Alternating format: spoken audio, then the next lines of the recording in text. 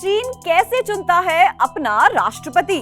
चीन की communist party के जनरल सेक्रेटरी शी जिनपिंग बिना किसी रुकावट के अपने तीसरे कार्यकाल की तरफ बढ़ रहे हैं। वो एक अजेय नेता हैं, जिसके आसपास भी कोई नहीं भटक सकता।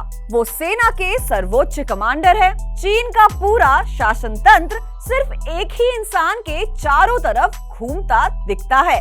जिनपिंग ने चीन में पूरी क्षमता के साथ अपनी ताकत को बरकरार रखा है और अब ये लगभग तय है कि वो तीसरी बार भी राष्ट्रपति बनेंगे और शायद आजीवन इस पद पर बने रहेंगे।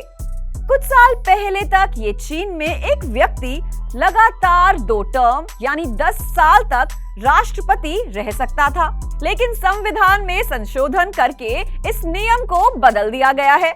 यानी जिनपिंग का रास्ता साफ है। सवाल उठता है कि चीन आखिर कैसे चुनता है अपना राष्ट्रपति। दरअसल चीन में कांग्रेस ये तय करती है कि कम्युनिस्ट पार्टी का नेतृत्व कौन करेगा। जिसके हाथ में कम्युनिस्ट पार्टी की कमान होती है वो चीन में शासन करता है। यानी चीन में कम्युनिस्ट पार्टी का जो महासचिव चुना जाएगा वही राष्ट्रपति के पद पर आसीन होता है। इसकी एक पूरी वैधानिक प्रक्रिया है। कम्युनिस्ट पार्टी में करीब 2300 प्रतिनिधि हैं, जिसे सीपीसी भी कहते हैं। ये सीपीसी एक सेंट्रल कमेटी का चुनाव करती है। इस सेंट्रल कमेटी में 200 सदस्य होते हैं।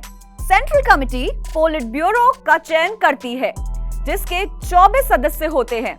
पोलिट ब्यूरो स्थायी समिति का चयन करती है, जिसके 7 सदस्य होते हैं और यही स्थायी समिति महासचिव का चुनाव करती है, जो राष्ट्रपति होता है। कहने के लिए तो एक मतदान होता है, लेकिन असल में वर्तमान नेतृत्व में ज्यादातर लोग पहले से ही तय होते हैं और कमेटी सिर्फ फरमान का पालन करती है। सेंट्रल कमेटी के शीर्ष नेता का भी चुनाव करती है, जिसे कम्युनिस्ट पार्टी का महासचिव कहा जाता है। जो सीपीसी का महासचिव होता है वही देश का राष्ट्रपति बनता है। यानी सब कुछ फिक्स रहता है।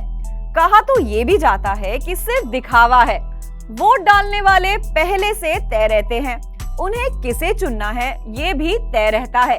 बंद कमरे में सिर्फ औपचारिक मुहर लगती है। गौर करने वाली बात यह है कि दुनिया की सबसे बड़ी आबादी का नेता बंद कमरे में चुपके से तय होता है।